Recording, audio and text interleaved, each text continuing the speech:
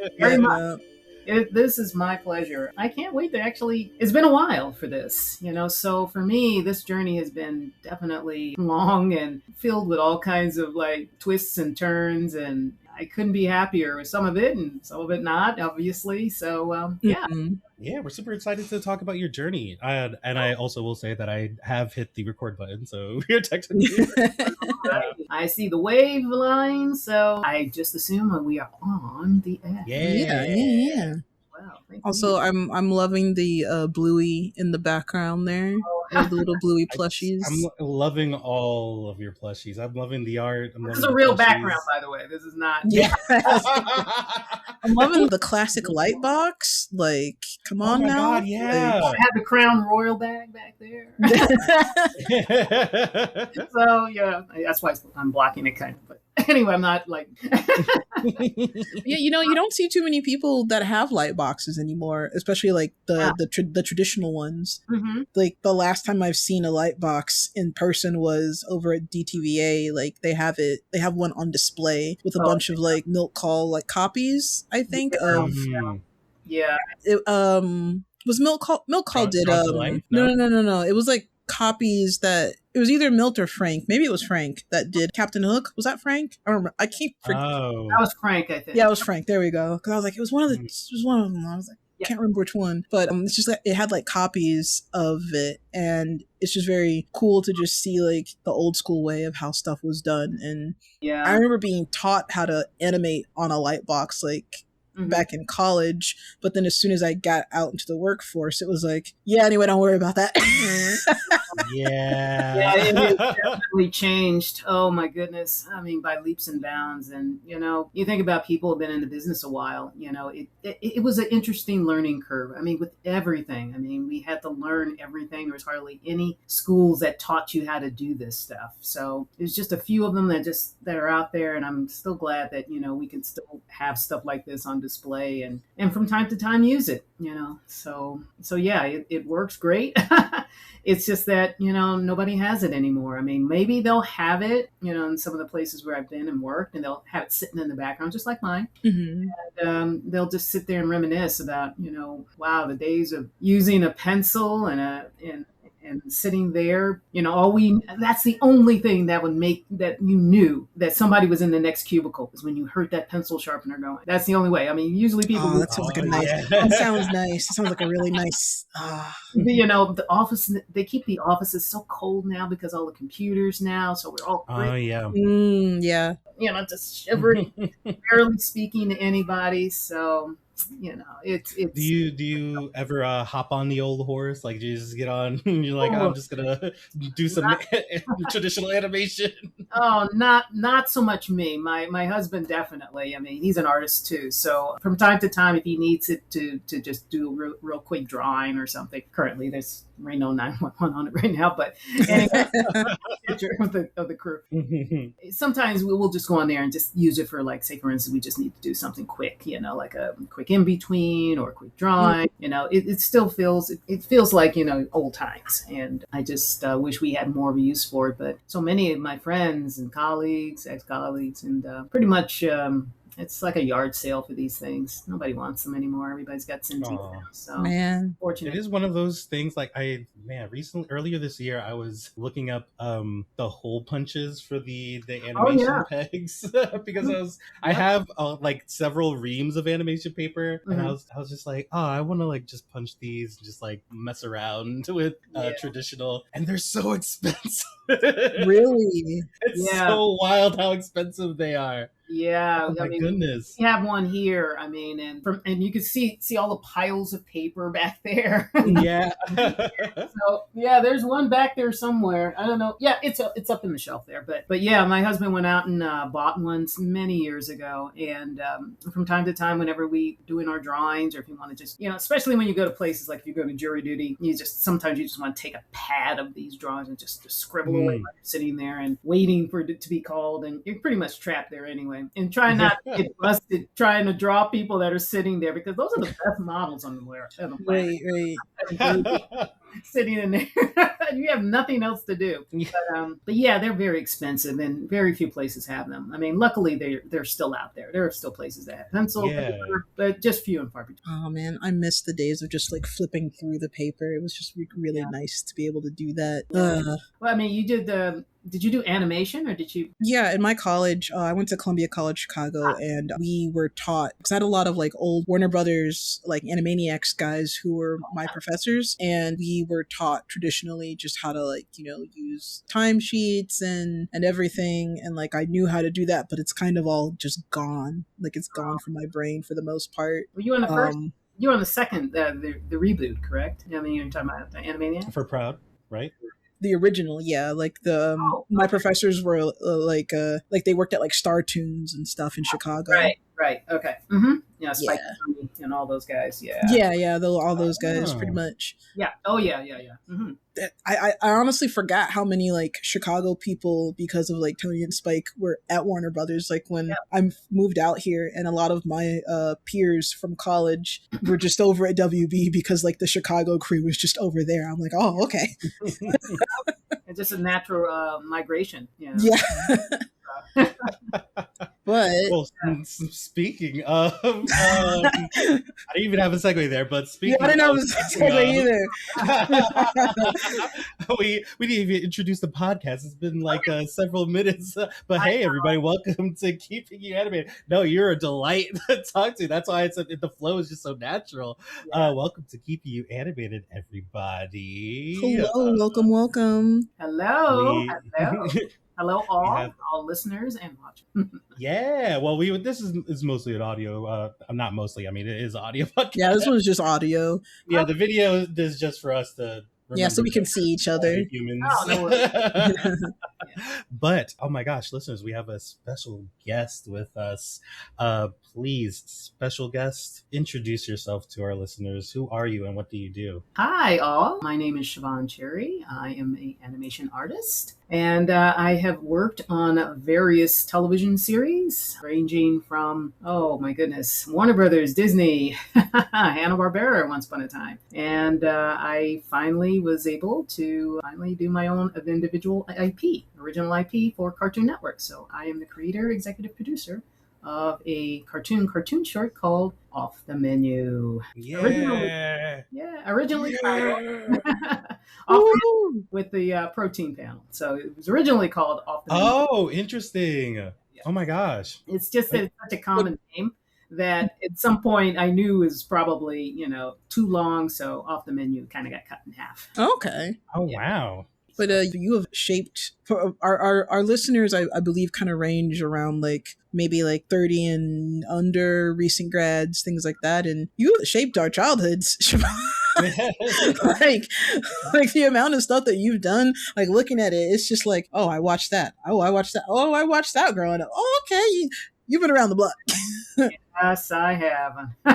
Every time I hear that, it's like, oh, you grew up with some of the things I've worked on. It's like, wow, it has been that long. I am fascinated by that. And like, particularly like something that I'm very fascinated by that you worked on was like a American Tail. Like, how do you can you like talk about like how did that happen? Well, I was fresh out of high school and was going to art school at the time. I was going to a little place called Brandis Art Institute, and I also had I was kind of working my way up into the animation business, trying to find my feet. I grew up here in mid-city Los Angeles, and I was going to when I was in high school, I didn't really know what school I wanted to go to.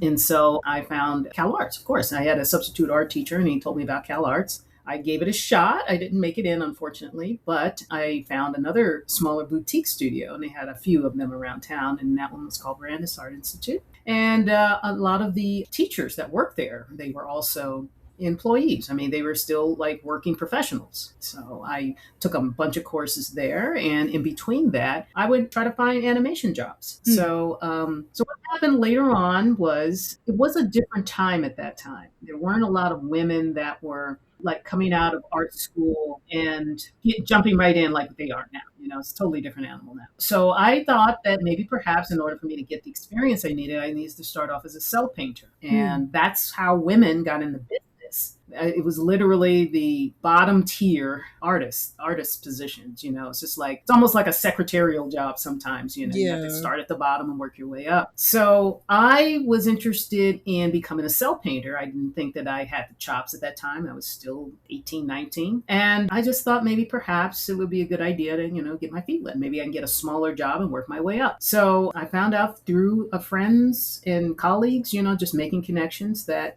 cell painting might be a way for you to get your foot in the door. And if you're not familiar with cell painting is, are you familiar with that? I don't know if your listeners are. Oh yeah, but I mean, listeners might. There's a listener that doesn't know and doesn't have Google, just in case. Well, or maybe too young.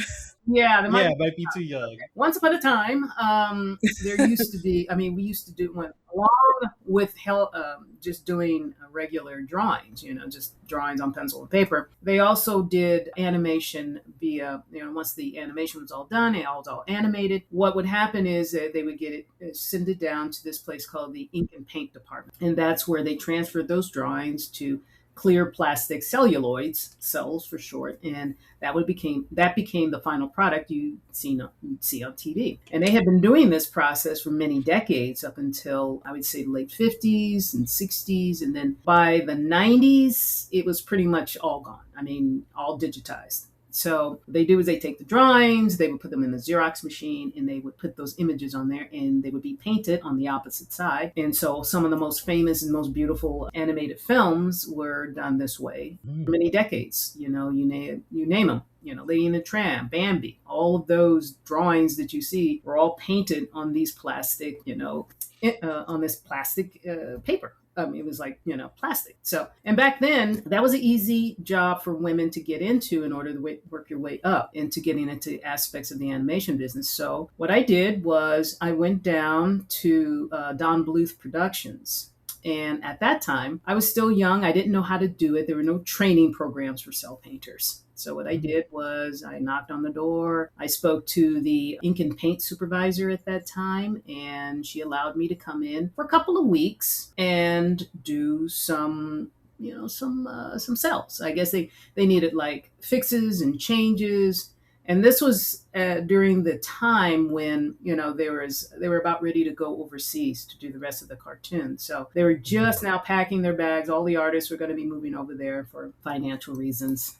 And I and myself and another individual, another guy, we were in the warehouse across the street. So they put us up in a room and we were doing all of these fixes and changes and some cell work. We were doing shadows, we were doing special effects, and we were doing scenes as well. And I remember the exact scene in American Tail. It's when Papa is chasing Fievel around.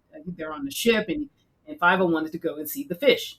So, here's that scene where he's running around the shoe and then come back around. So I was doing Fievel, and my coworker was doing Papa, going around the same area. And then that one scene where, Papa is actually sitting there talking to Fievel about, this is, the size of fish, and he said, here's a difference between, herring, and then there's fish. And he's sitting there and he's like, there's big fishes, there's small fishes, there's big fishes the size of this boat. That was all my cell painting right there. Ooh. So yeah. Bree, you're muted. I don't know. I saw your lips moving. I don't know if you were trying to reply.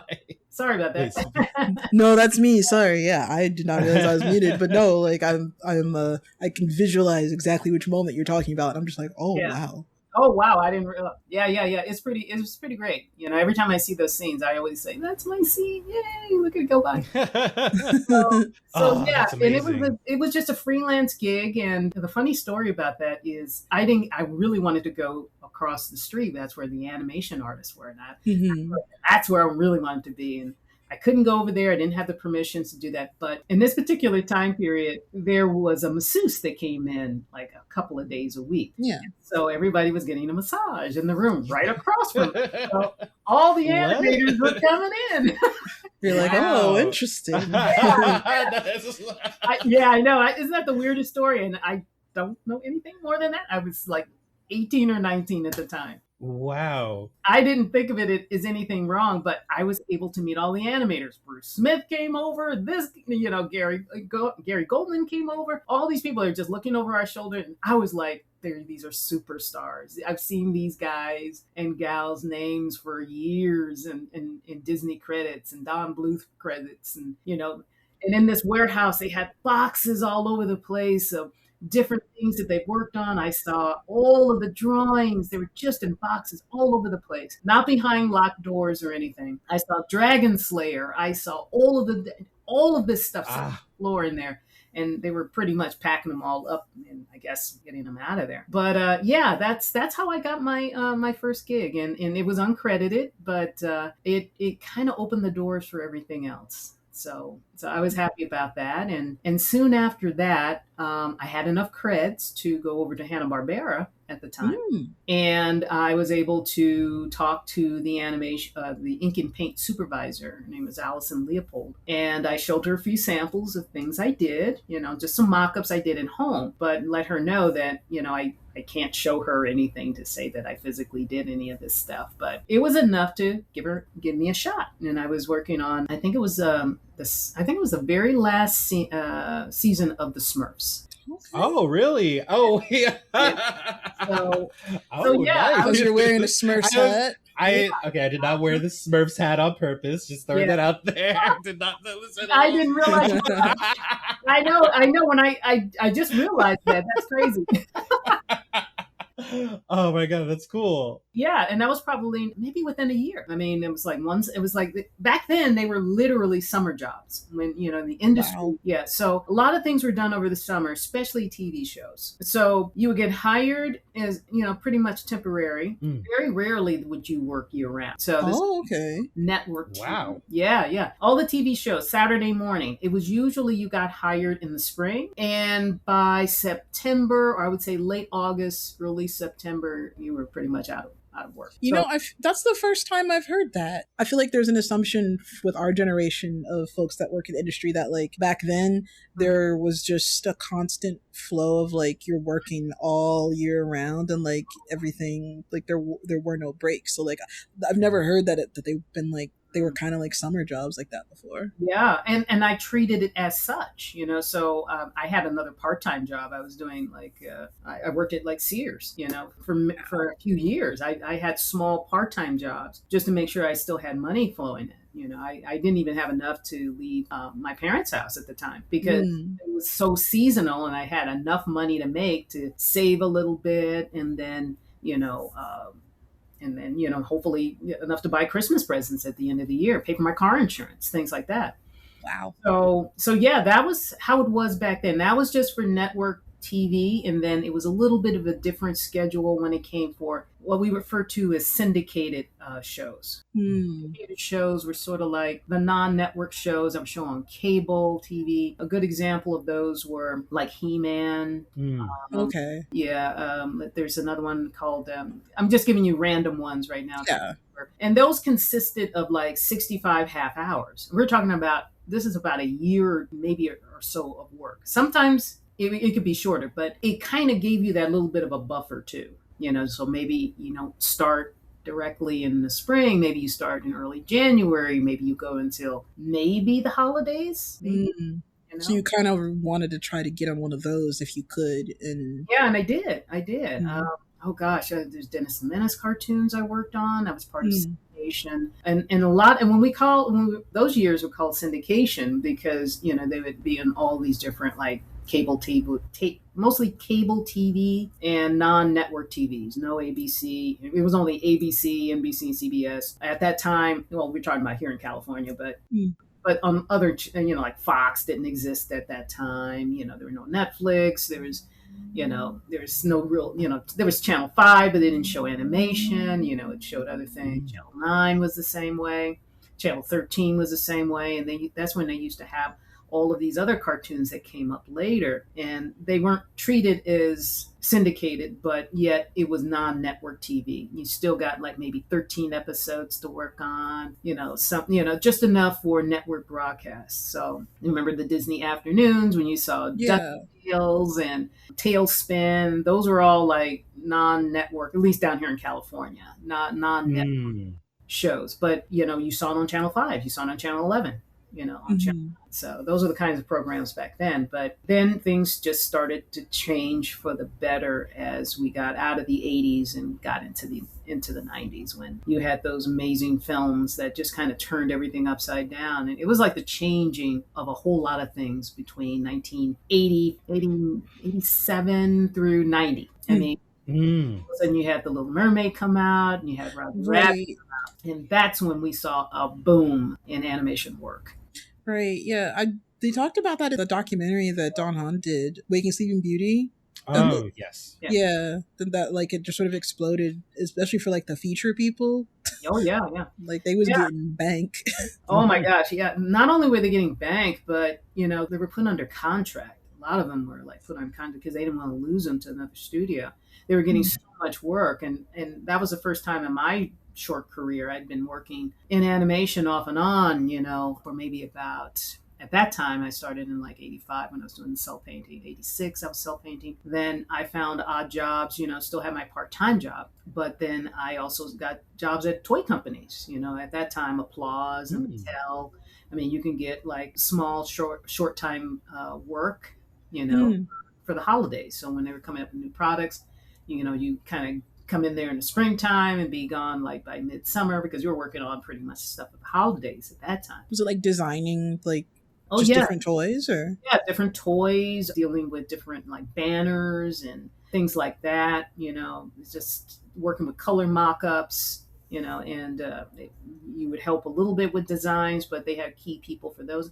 And some of those people were animation artists as well. And that's what they did when the layoffs came through. That is incredible. Like the spread of just the type of work, like just almost, I guess, a jack of all trades sort of deal, where you're doing a lot of things within this scope of the trade that you are studying, or the craft. It's interesting to hear about. I'm like, wait, toy design? That's cool. Yeah. It kind of goes against like what we were taught, I feel like, in college too. Like this is like, like you're like, Shavonne, I feel like you're kind of breaking some of the things that like again, our gen has been like sort of like, you're doing one thing. Yeah. Just do that one thing. Yeah. Like I remember doing that. Yeah. We've been taught like to do, you gotta just do one. Yeah. We wore a lot of hats back then. And I look back at it, now, and I just said, wow, there were so many other things that we could do. When you were talking about, product, design, nobody really thinks of it in the same way as they do now. I mean, Mattel and Applause. I think Applause is gone now, but it, and they had their main offices right over here. It's Mattel's still in El Segundo, I do believe, but Applause was right there in Woodland Hills, and Filmation was around the corner. So they got a lot of those people to come in and do some temporary work, and hopefully, if they got another season of something, then they would just go right back to that, thinking that all these jobs some of them were full time, some of them were temporary, most of them were temporary, but a lot of things were changing around then. I mean, you think it's, you've heard the rumors, everything is pretty like grim out there right now. But at that time, Filmation and Disney and Hanna-Barbera, they were all shrinking their staffs. And that's when I started meeting more people from the feature side. Some of those feature people would come over to the TV side. And back then, they kind of treated TV like the redheaded stepchild. Even if you were working on like, oh yeah, I'm working on Aladdin. But if you're working on the TV version of Aladdin, you were just like, right. Oh no. I mean, it's low-key still kind of like that. I feel like it's definitely, there's been a shift, because I feel like when Bree, you and I were entering the industry, there was still that sort of like, yeah, you're right. But I feel like since then there's been a very much a prestige television has kind of like just balanced the scales, I guess, of like the feeling of like what like TV can feel like film a lot of the time, and which is a double-edged sword. Which is absolutely a double-edged especially sword. On the board artists, because it's like, yeah, we want it to feel like a movie, and it's like, but this is a TV show. Like, you need to like relax, like calm down. Like, yeah, because then you're like, you have less time to do like a feature type show and it can be incredibly like detrimental to the production and just like be the mental health of the artist as well. But yeah. It's interesting because since the features were kept so separate from the TV stuff, we're going to use Disney as an example, is that when we needed to work on like the TV version of whatever film that they were doing or had done, it was impossible to get stuff out. It was Really? absolutely impossible. And if they did help, we only got the bare minimum. So at that Oh. time, I was doing character layout on the Timon around the world with Timon and Pumbaa. Mm. So when I was working on that, we were trying to get, you know, when we needed Timon and Pumbaa, we needed the models, we needed all this work, this stuff, and they were literally across the street. I mean, you could walk there and boom, the next building over, that's Disney feature. And we didn't even have enough cred to go across the street to go into the building. We had to ask somebody to let us in, you know, because yeah. But they could come out and come over and go upstairs and do whatever they want, you know, but you couldn't go there and do them. That's how weird it was. And they got all the freebies, you know, they got the features, you know, some of those company perks, you know. I mean, we all got, you know, the regular Disney perks, but not the same thing. So getting back to Timon and Pumbaa, like we needed the footage to use for reference for Timon and Pumbaa. So we weren't able to get access to the actual film, The Lion King, you know. So they would only send us just the Timon and Pumbaa segments. That's it. Wow. That's it. Okay. That's all we had. Oh my God. And I just said, what are we going to do with just this? You know? Yeah. You know, anything that had Timon and Pumbaa in it and nothing else. You know, so they just put it together the video and they said, here you go. Have fun. Louise. Yeah, that was it. But when I think about that a lot, and then I also think about, you know, just coming up in the business around that particular time, let's say late 80s, early 90s, I did see the shift, meaning that I saw more people of color, women in key positions that I didn't see before. So I was in a battle royale with the guys, you know, mostly. And I just started to see faces again. I said, you're an animator. Wow. It was like, you're my hero. I need to like look over your shoulder. So all my time, I never, when I was animating or almost animating, I always made sure that I tried to get to know some of these people. So I can learn more. I want to be like them. I want to be where they are. And I know it was a little different. That's why I knew things were changing. I said, now I'm starting to see ladies and ladies of color, even more so. I was excited, and I just said, there's going to be a whole room full. I won't feel so alone. I felt so alone for a long time. And staying primarily in TV animation, I didn't get a chance to really spend a lot of time with the feature people. It's just occasionally, and some of my instructors I had when I was in animation school. But everything kind of changed about 1990 when I got on Tiny Toons. That something I'd never seen before, because they needed so many people on all of these different shows. There's shows everywhere, you know, and Filmation had already, you know, had closed down at that time. So there was an influx of people just all over television, all over features, people, you know, crisscrossing, you know, going into features, going into TV. There was so much work. And that was the first time that I ever experienced working at Christmas time. I'd never snap. animation job at Christmas time. I was so happy. I was giving out candy. Yeah. I was so happy. I mean, I'm literally working at Christmas. I got a job in December. Animation job at Christmas. So I was thrilled. I know. It seems like oh my gosh. Nowadays, but that's when I went to Warner Brothers. And when Tiny Toons, the first season came out, I looked at that and I said, I gotta get there. That is totally me. That is the show I have to get on in some capacity. And after a few tries, I made it. And then I was thrilled to be working with ladies. They were doing the same thing as me. They were character designers, not just animation, you know, color people, cell painters anymore. I mean, they pretty much kind of went away right at that time. There was just a few color people at that time. Most of the ladies, and some of the ladies of color, the majority of them were in ink and paint. A lot of them they were old enough to retire. So they got out of the business or they retired. And it was just now, all of a sudden, I'm starting to see female artists. Everything from background, layout, character layout. And I was so happy because I said, this is what I'm talking about. Now I'm starting to see that real diversity. It wasn't just a boys club, and I was a part of it. I was so happy. I said, I'm really making some serious gains here.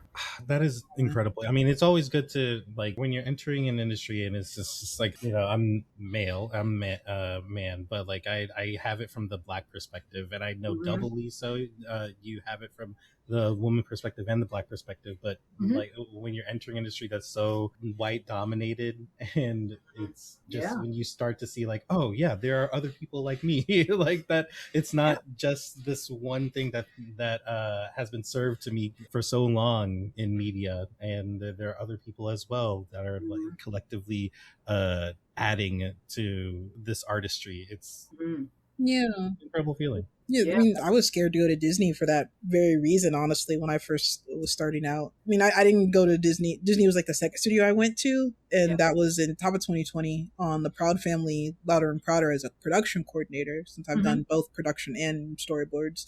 But like, I remember being really anxious about it because I was like, are there Black people at Disney? I don't know. Like, I have no idea. And also, like, are there any Black femmes and like women? Like, I don't know. I'm not gonna be the only one.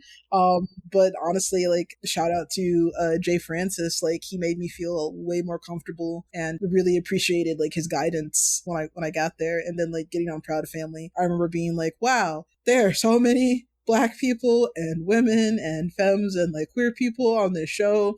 Why is it like not like this anywhere else I have looked? I feel you. I mean, I was either the only woman or the only Black woman. Every place I pretty much worked for a good part of my career. And it was tough sometimes because I didn't realize I was intimidating. I guess I intimidate a lot of people.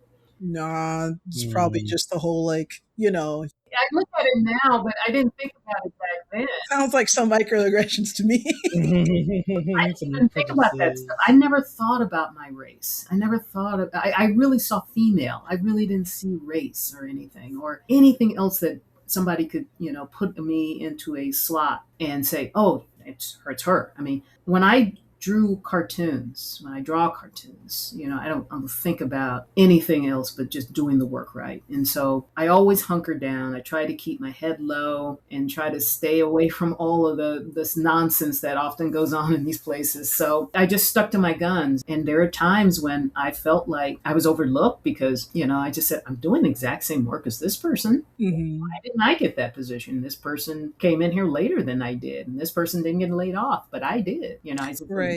What did I do wrong? What did I say? And then if you're too assertive, it's like, well, you need to calm down. Like, wait a minute. Yeah, I never got the angry Black woman stuff. I never got that. I never ever felt that.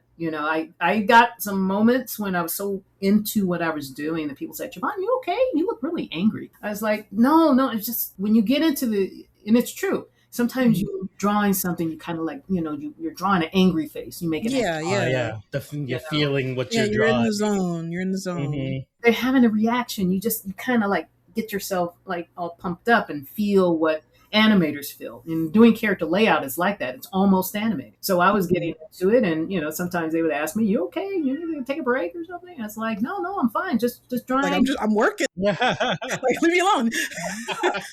I don't think I made too many enemies, but there are times when I had to stand my ground. I didn't really lose it, but I had to stand my ground. It's like if somebody asked me, it's like, look, I gotta go home. I gotta get some sleep.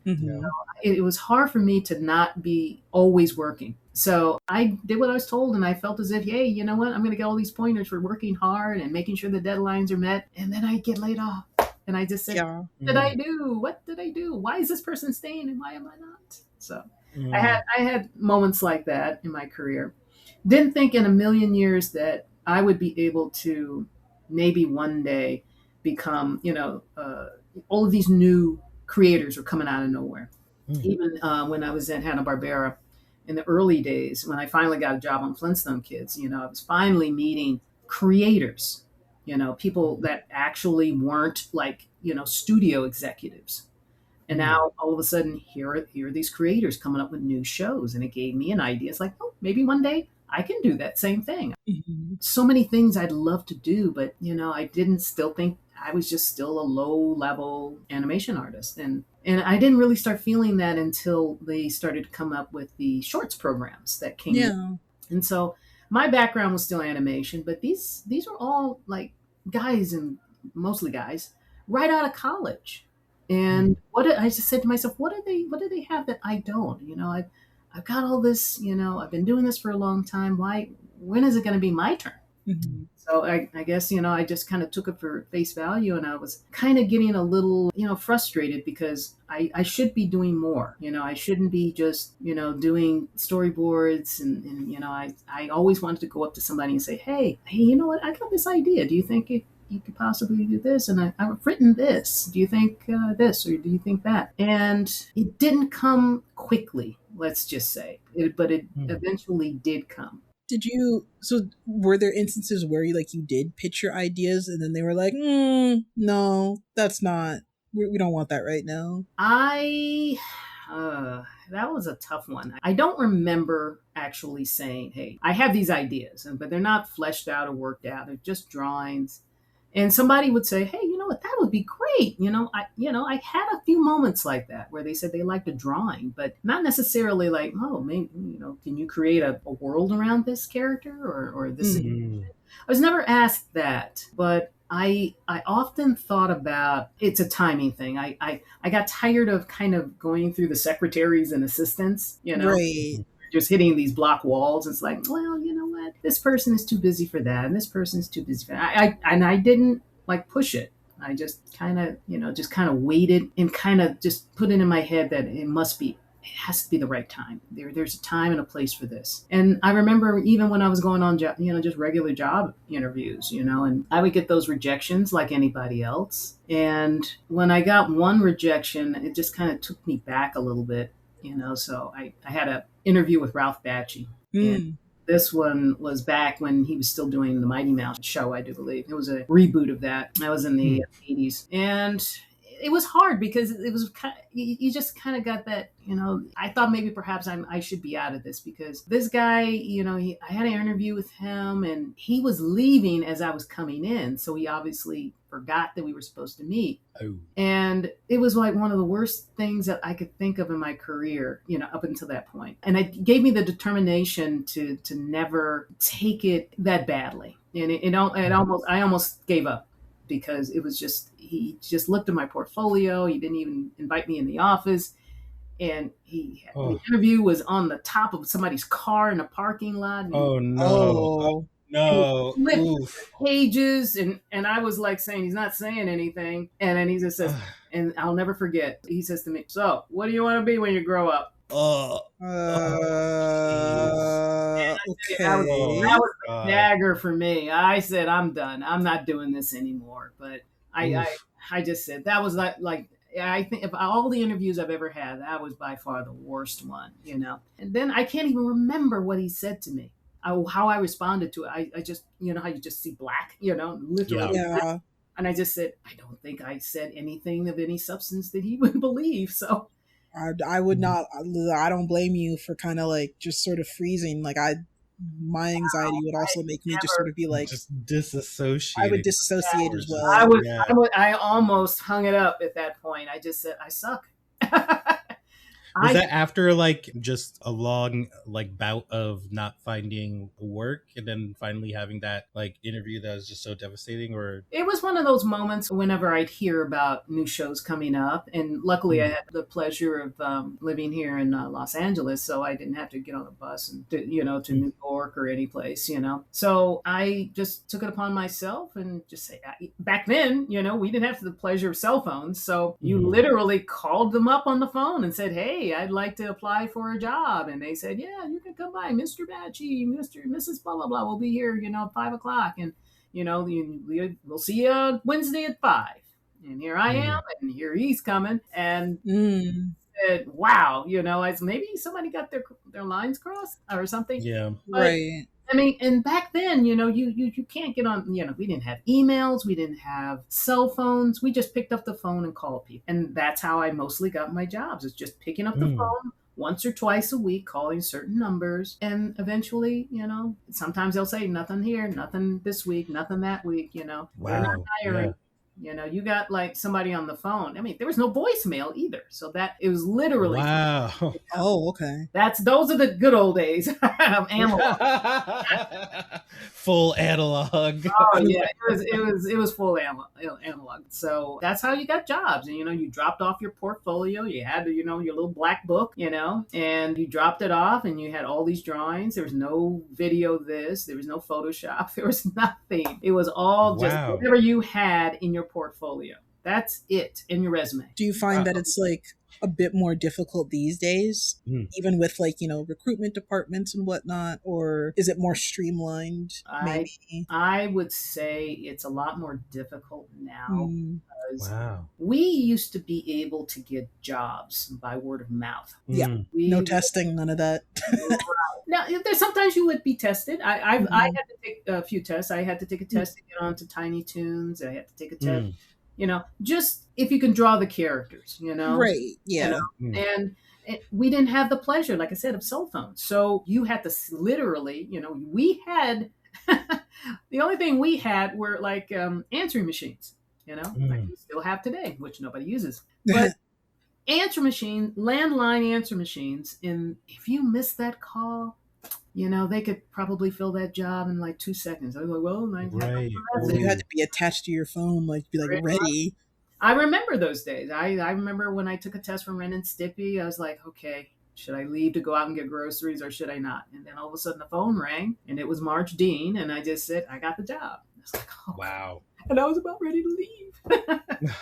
Same thing with it. When I got my call for Disney, I think that kind of changed everything for me, because it was by word of mouth and we didn't have to go through HR. I mean, every job up until that point, when you still had Ren and Stimpy and shows like that are still on the air, and Nickelodeon was in infancy. It wasn't even called Nickelodeon when Ren and Stimpy was on the air. It was just called, Spumco. It was either Spumco or Games. Games was created after John was out for Spumco. He still had Spumco, but that's when Nickelodeon took it over and called it Games Animation. And that's exactly where, and from there, that's when it became Nickelodeon after that. So you have Rocko's Modern Life and, a lot of the classic Shupo shows, and they all kind of came and went through that.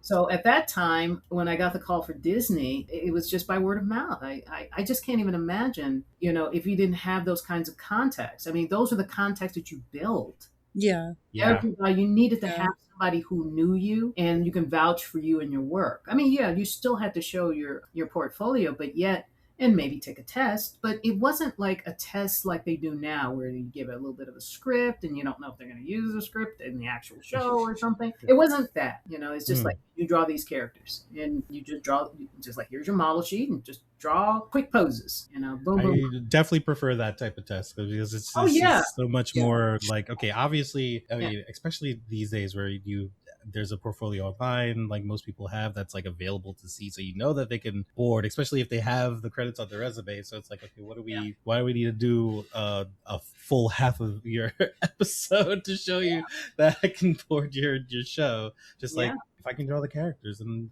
there we go, we're already there. And I can honestly say, like, I had the pleasure in some of those years that I was working on first season, so they didn't have a template for anything. So not a lot of people could say, well, you're drawing this wrong or you're drawing this one right, so on and so forth. And those were the happiest shows, and they were the best shows to work on because there was no prerequisite like The Simpsons. In a lot of the studios now, the key people that are like the supervising director, you might have a friend, you might be on the same show and you might have a friend, but or if you're a director, if you had, the same way we did back then as far as who you want to have and you can recommend people. I mean, that's hard.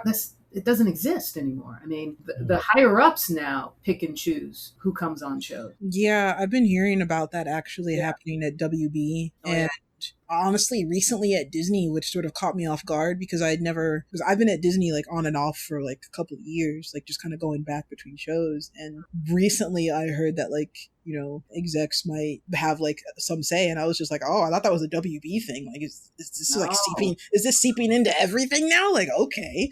Yeah, that's interesting. I think what the higher ups are doing now is that they'll probably like hire maybe highly recommended people they know, people they've worked with in the past. But as far as anything other than that, the director, they can't choose the artists. That is a shame. Yeah, a shame. I was just told over the weekend over at Comic-Con, there's one major thing happening where, the director had no say in who could be on his crew. It was wow. Jeez. I just thought that was wow. So that's the way it is. I mean, you can still be a good artist, but if those people that are above you as a director, that person says yes or no. Boy, that's tough. I didn't even know that was going on, and but it was just confirmed to me. And it's like on some shows they are doing that. It truly is, because it's like like you said, like the director, supervising director, like your regular director, like that's who is building the team. Like that's who the day to day, like that's who you're working with to make the show. And not all executives are like evil or anything that. Like not at all. Not at all. Like contrary to popular belief for our listeners, I know a lot of people like to vilify executives, but like there are creative executives that are there to like help carry the show and help like be the advocate to make things like keep going. But even like higher above that, it's just weird, I guess, to sort of hear that like those high ups, whoever they are picking and choosing people when they're not in the weeds of the actual work.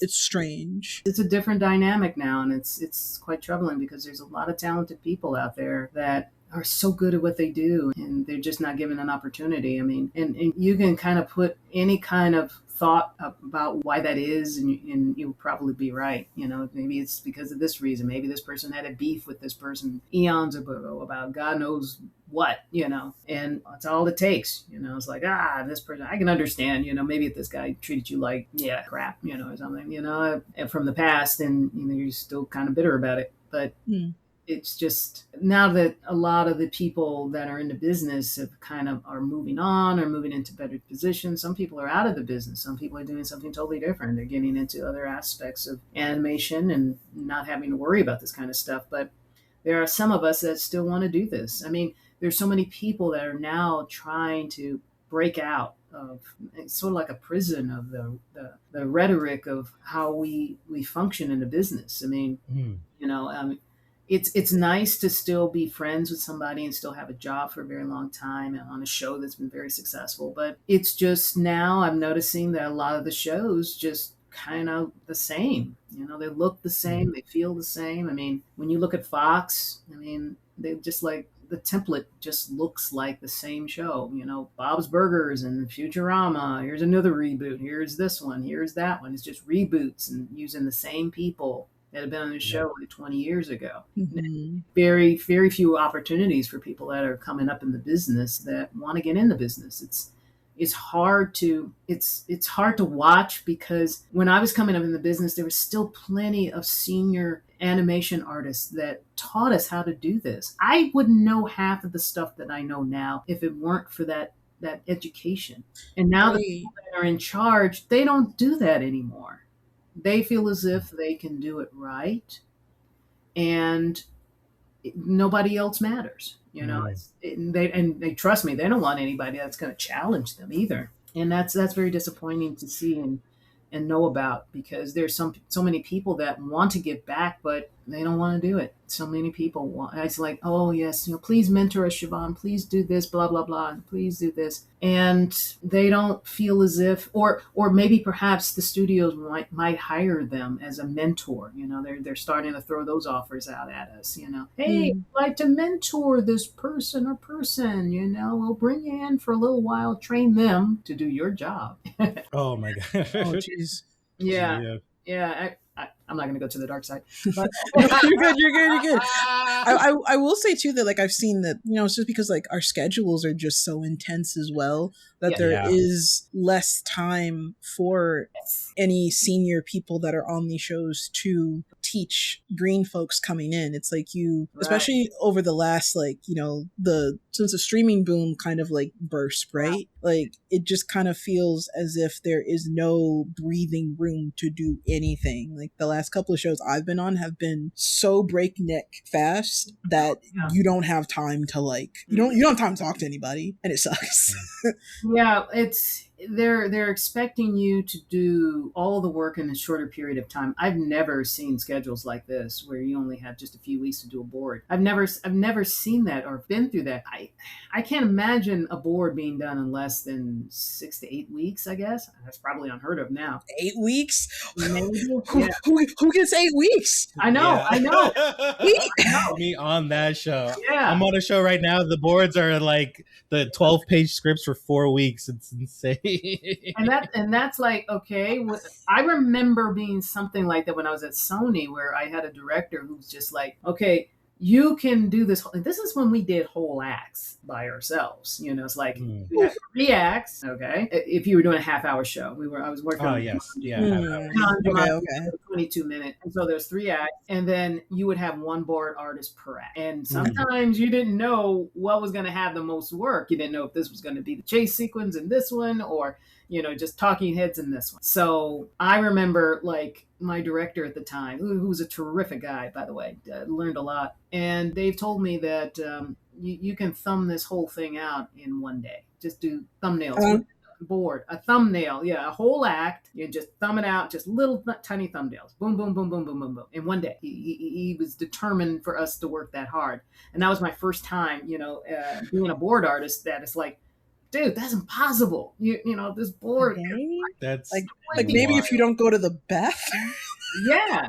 I literally was up all night, and I just said, wow, this is like, that was the beginning of all of this, So they were nice enough to like, break the acts up and, maybe 2 people per act. You can get this chunk or this, and then, this is before they added song sequences and stuff like that. Oh gosh. Ooh, let's not talk about that.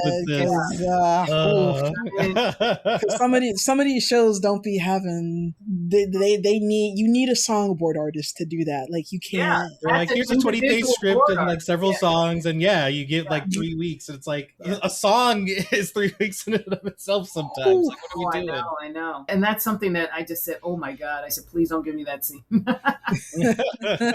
And sometimes, in my boarding days, even when I was doing the short, I made sure that I paced myself pretty well. When I was on Gervais, the same thing. I paced myself well. But some of those were really tough. There were some all-nighters. I just said, I can't cook like that anymore. I mean, once upon a time when I was in my prime, I could just stay up all night before I got married, So maybe I could just do that. But I just said, the pacing is just incredible.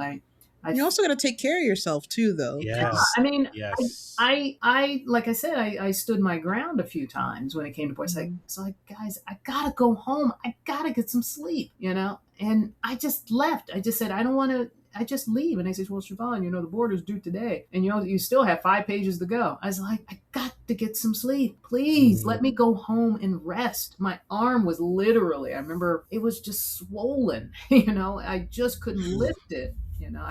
I did the all-nighters. I mean, I've got like a 2 a.m. cutoff time. If I don't go to bed before 2 a.m., I'm going to feel like I've been up all night. I'm going to be a zombie. Yep. Yeah. Same.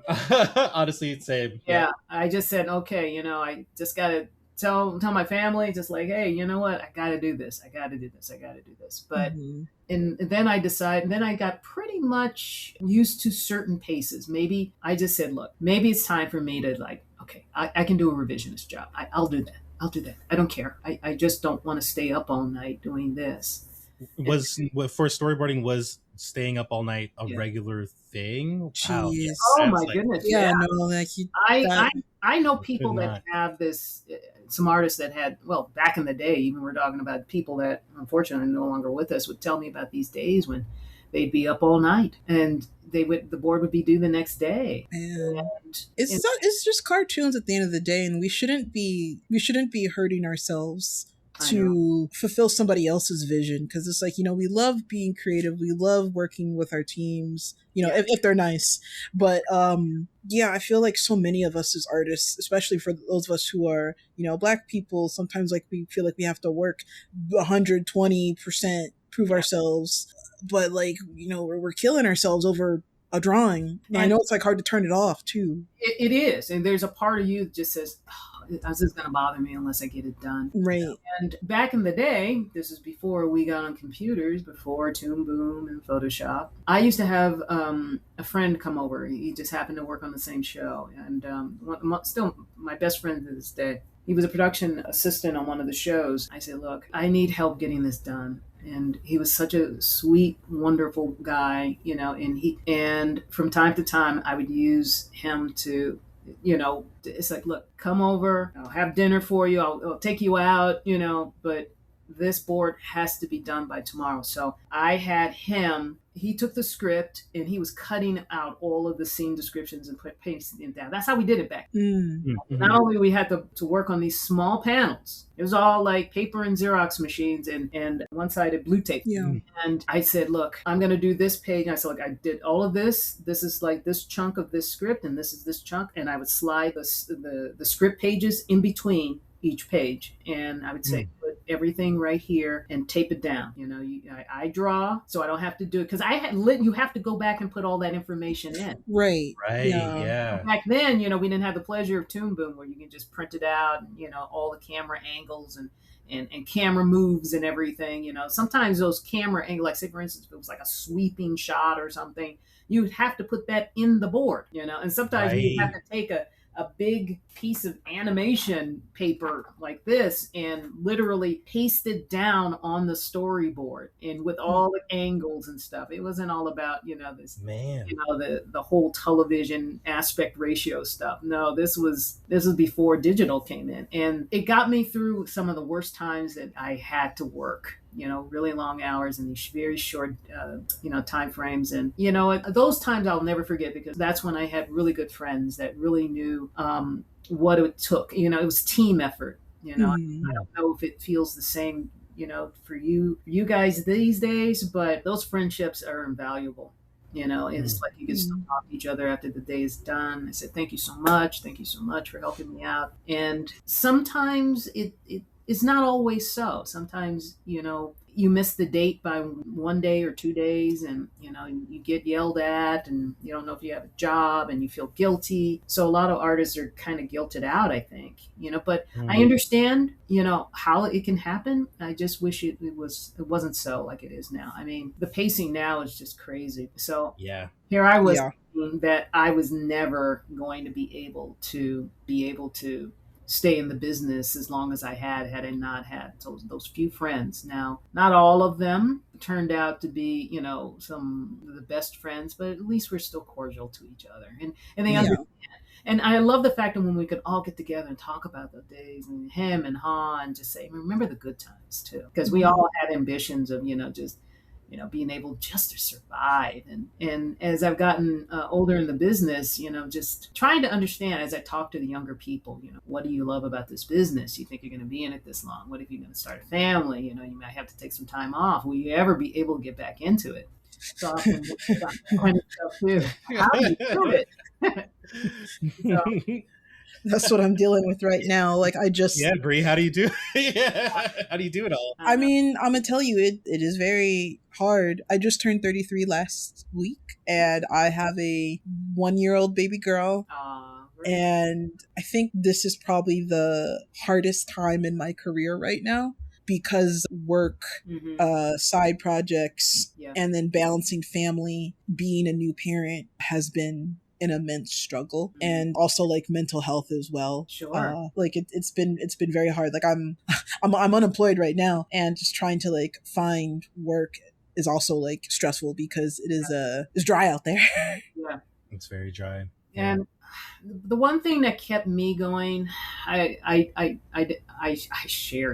have so many friends that are going through you. I mean, I feel for all of them, and trust me, when they call me up and ask me the same questions, it's like I have no answers for them of how you can get through this. But the one thing I was able to do, and I'm fortunate enough to talk about to this day, is I always had a small side job going all the time. I was Mm. tired. I was put out, like when I lost my job, getting laid off back in those days, I was devastated when I got laid off. I thought I was just terrible, because why, I asked, like I said before, why me? Why me? I worked hard. I did this, but I can never rely upon the business in the way that I used to. I mean, I always had to find another small job, some kind of a secretarial type of job, which killed me because I just said no. I talked to my mom and I said, my mom's been an administrative secretary her entire life. She didn't want us, or me and my siblings, to have jobs like that, but there's nothing wrong with it either. But it killed me. You work all day and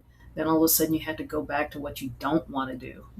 It's like, Right. yeah, because when I worked at Sears and I was telling all of the people I work with, hey, I worked on American Tail, and they became the sole distributor of the merchandise. Mm. Ah, yes. Yeah. So I was there. This is like right before this is like, how films are done like maybe a year or so before they actually release. And so my supervisor at the time at Sears, like, she was so mad at me because I couldn't fulfill my duties, because I literally couldn't work during the day. I was working at this new job and it was only for 2 weeks. And she got so upset because we just can't find anybody like you. I was like, I want to do this.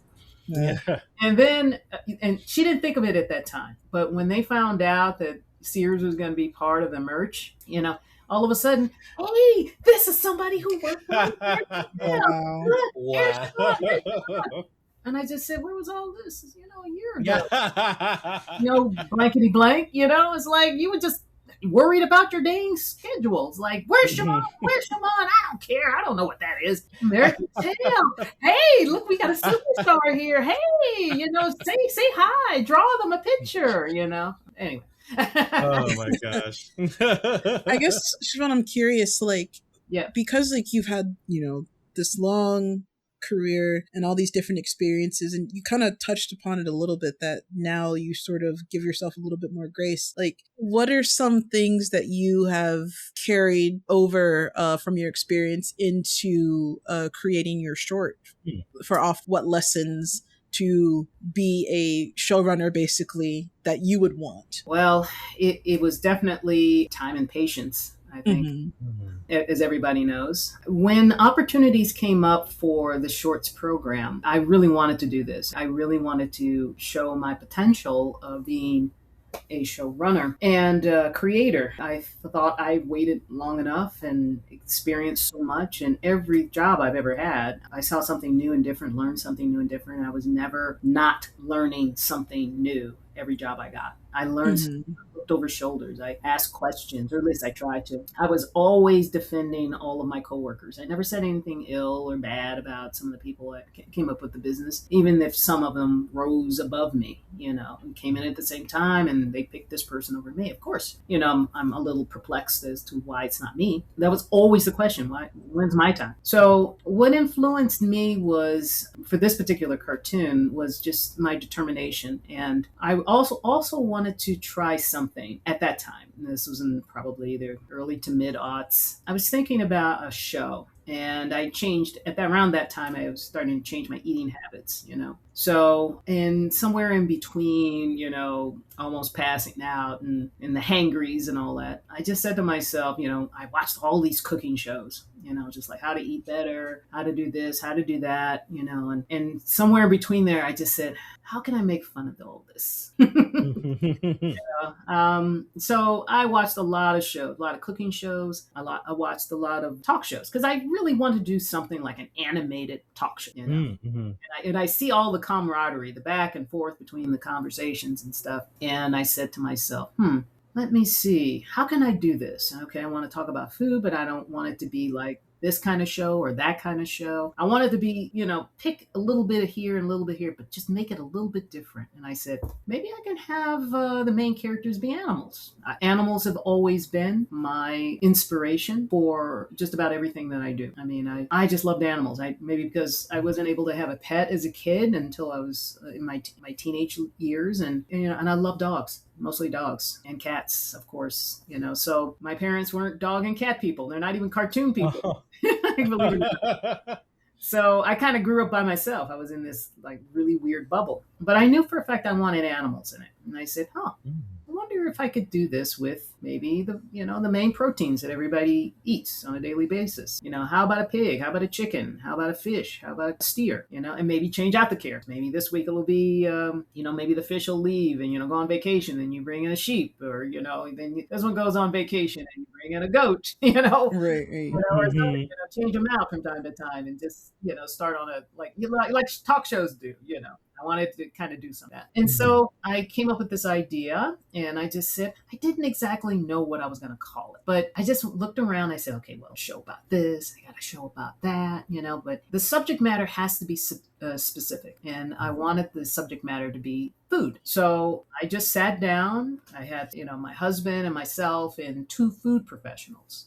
And we went to one of theirs. They had a business set up here in Simi. And during the off hours, we went there with my Mac computer and we sat there and we recorded some dialogue. And I just said, I'm just going to talk. We was going to take some subject matter. I said, okay, let's just talk about beef. And we had like an hours long conversation about beef, and I wanted to make sure that each one of the characters were like 2 females and 2 males.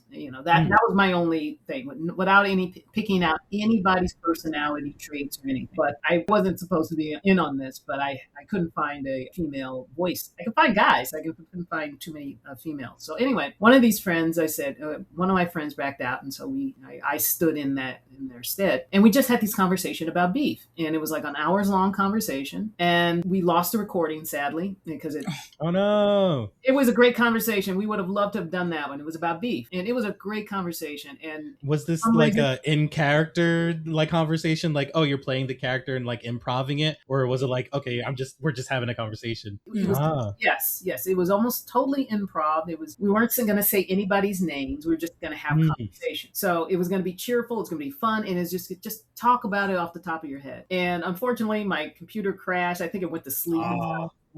So we did a second take, and this one happened to be about fish, but we were mindful of the time frame, take it off like sleep mode and stuff. And we did little cuts, but it was about an hours long conversation. And it was about fish. So we just started talking about it. And you got to remember that what you see in the final cartoon isn't everything that I wanted to put in there. So I had to take out a lot of stuff. I had to take out the violence and I had to take out the alcohol. So I wasn't very happy about that, but I understand it. This is supposed to be for kids. Right.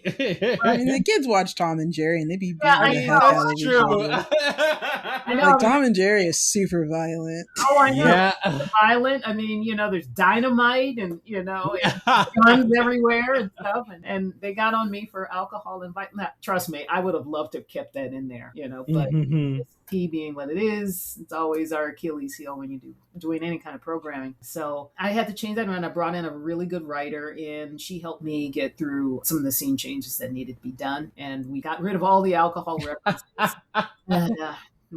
Much to my disappointment, and kind of put it all together. And it had been sitting on the shelf for a little while. It was just a storyboard animatic I already had done. So I put in, I think the only thing from the cartoon that's pretty much the same, the characters are pretty much, they look almost exactly the same. The only thing that stayed in there music-wise was the public domain, classical music in the beginning. So that's the only thing that actually stayed as far as music. Everything else was new. It was such a fun time, and it was really got you to think about things. And I also wanted to make sure there's some semblance of an education in there, but done in a simpler way. I didn't want it to be too screamy, yelly.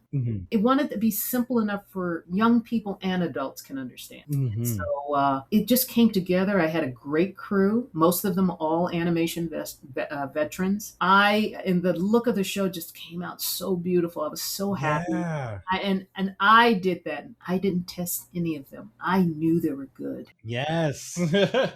I mean, curious, like based off of, the conversation that we've had about like being able to choose your crew. Were you able to choose this crew? Was it something that was provided to you? Like, how did that come about? The only person that I wasn't able to choose, but I didn't realize, was my art director. I would have loved to have had my key background guy, Aaron Aaron. He's phenomenal. I worked with him on Looney Tunes, and I would have loved to have him have been my art director, but that wasn't going to happen. That didn't happen. So that was my only minus.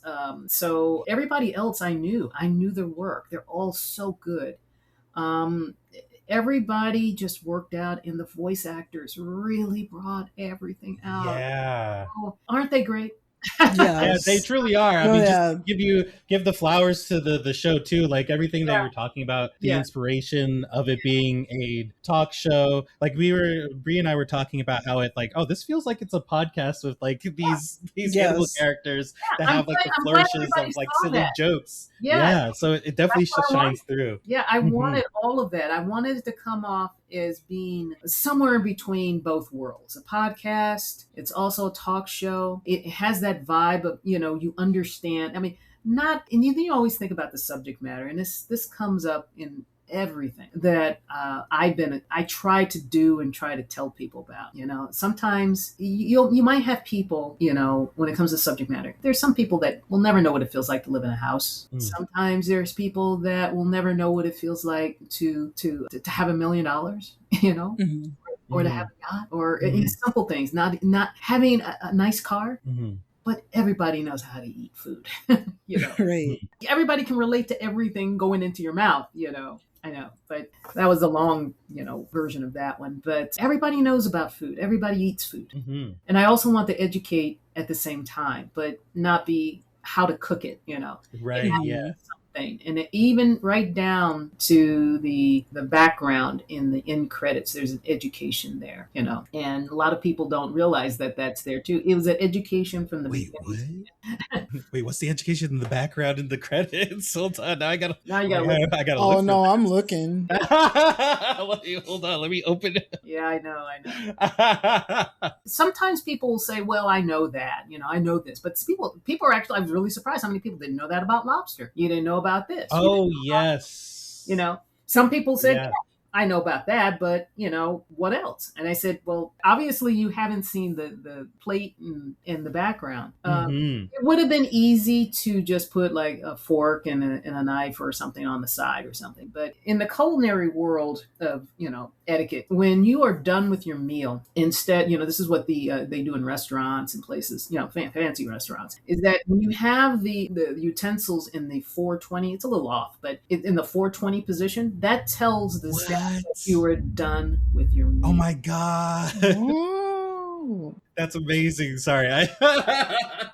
I've never known this before. Yeah, that is so cool. That's what that is. So that means that so if the waiter or waitress wants to take your plate, they'll say, "Oh, are you done with your plate? Can I take that away? Or something." They just take it away. That's how. That is such a great detail. I love that. Now, yeah, there's two different versions. I mean, there's like if you want to put it on like American style versus European style, international. I chose the most familiar. It's mostly the American style where you have the fork and the knife are placed at a certain position, and usually because the background is flat, you can't really tell, because sometimes they say, okay, if the fork is placed right side down, you can't tell from the background. So I just kind of generically put it there flat, so it's not this way or that way.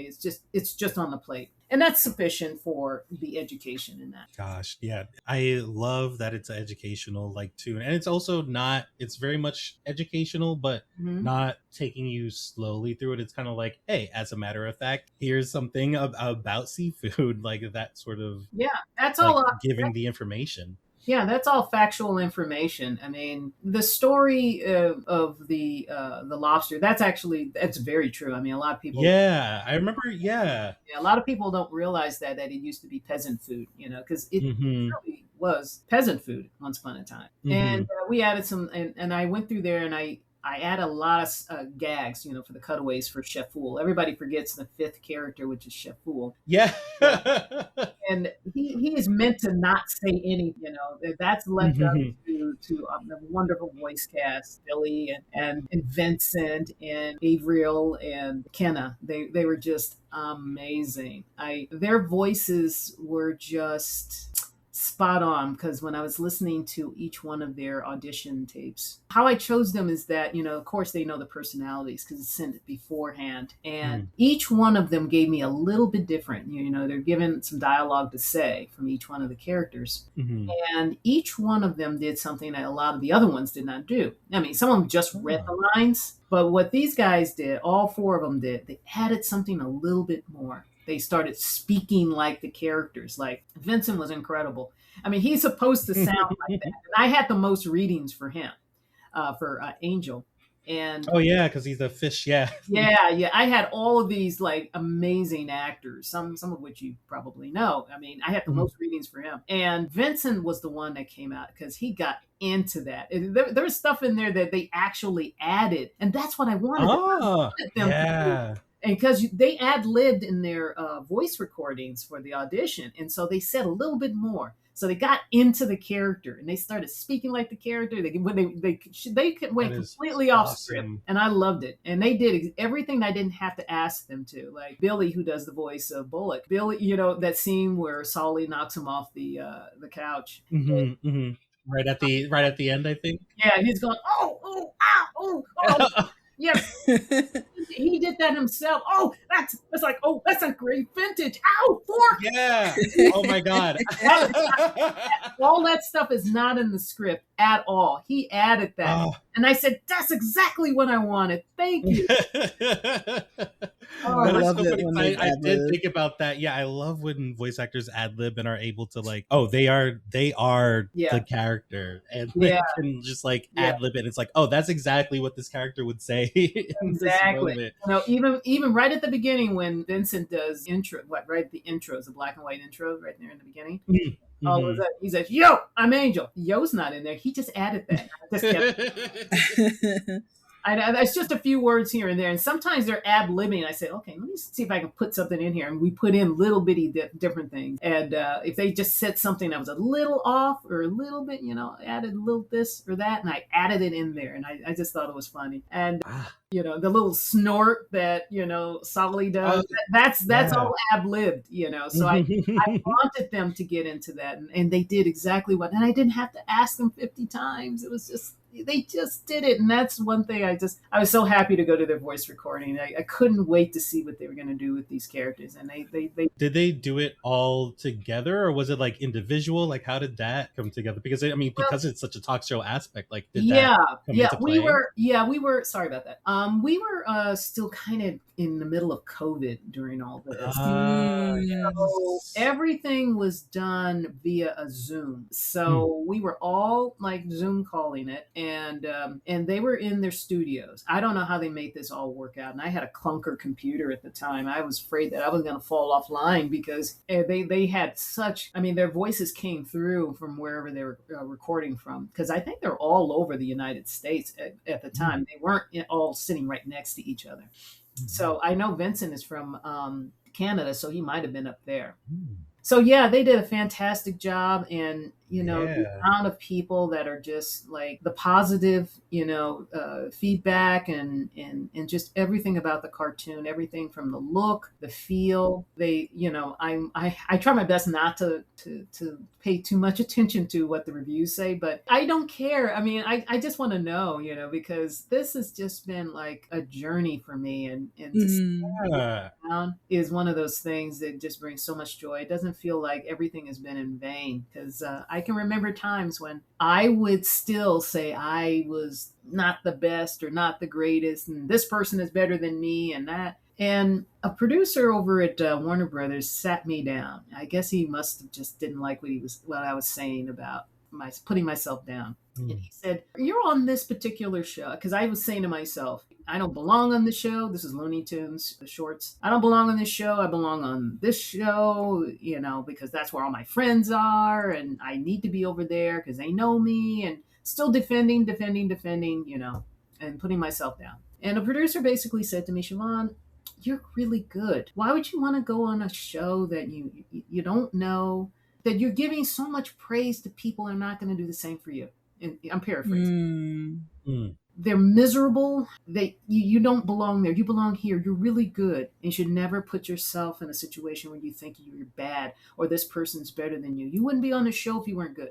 And that's all I needed. I mean, it took me so many years to really find, to really feel it in my soul. This is what I can still do this. I think it had a lot to do with me moving forward with, when the opportunity came up to apply for this program, that I think that I said, I think I'm ready. And off the menu, I had chopped it around a little bit, but I got no takers for a long time. And I didn't think it would be a short. I thought it was, probably going to be an 11-minute thing, but I didn't even think of it as being a short because who wants a short? Everything was either 11, 2 11s or 22, 122. Right. Mm-hmm. And when this program opportunity came up, I just didn't think. But after that conversation, I said, I think I'm going to give it a shot. I think I got a good shot at this because even though he wasn't one of the producers or had anything to do with it, he knew the short was there, or the program was happening. It's just that he said that you can do this, Shavonne. You should never doubt yourself and never put yourself in a position where you're just terrible. Sometimes you listen too much to yourself, and you got to remember, if you're going to be inspiring the others, you got to be inspiring yourself too. So kind of learn Amen to that. life lessons, Amen. Yeah. I'm trying really hard not to cry sitting over here right now. Because you are really, really validating a lot of feelings that I have, and it is a blessing to be able to listen to you talk and just to kind of hear your journey and everything that you've gone through and the trials and tribulations that you've gone through, and like being able to feel that satisfaction, like creating finally like something that you've always wanted to do, and it's like it's hitting me a lot right now. It wasn't. It's just that a lot of people don't know my story. I don't have too many opportunities to sit down and people to tell them my story, and more people should hear everything about you, Shavonne. Yeah. It's not often, but I've always been like, I'm just like anybody that's been in the business a while, a little jaded, but yet I still want to inspire and give people hope, because even though my journey was long and I had to take all these zigzags, I got there, and I every time I talk to my hubby about this, whenever I feel like I'm just getting so sad and I am just so down on myself, knowing that there's all these other people out there, that are, need some inspiration, and I need it too. I have a good support system, and I'm happy to have done that, and I'm happy for my years in the business, and this has just put something in me that I never felt before. I have serious hope for a better future for all of us. I want to be able to sit in a room full of people and just tell them about the journey that I took. It might not be your journey. A lot of people are a lot younger than me, and at a time when I feel as if I should just hang up, put my pencils in the bucket over here and just pass the baton over to somebody else. They can do all this, but I feel as if that I'm just getting started and my job's not done yet. So Amen to that. I'm hoping that I inspire, and I'm hoping that we can keep this business going, because we're losing a lot of our good people now. Fortunately, losing a lot of legends. Yeah, we're losing a lot of them. Especially the ones of color, and it's really bothered me so much because I didn't get a chance to spend enough time with them. Especially some of my mentors have just passed away, at least two of them. And I remember like it was yesterday being in the same room with them, laughing and having a good time, enjoying doing this. I don't like to think about, the chaos of, the business right now. It's hard not to. But I think it's so good that we can come together and just talk and still inspire each other and still move forward with whatever you want to do. I mean, I'm doing so many things now that I wasn't able to do because I was always, worried about, finding work. And, sure, I'm staying busy. I'm one of the lucky ones. So, I'm creating now, and I'm having such a good time doing it. And I just hope that, this inspires more people to continue to move forward and maybe start doing things like I'm doing, starting your own business, getting your own IPs together. I've got my little company out there, and I'm having a great time pitching and getting to understand aspects of from a business point of view, because most artists, we're not business people. We're almost all suck at some form or Yeah. fashion. Yep. Yeah. But with baby steps, it's coming along, and people are noticing.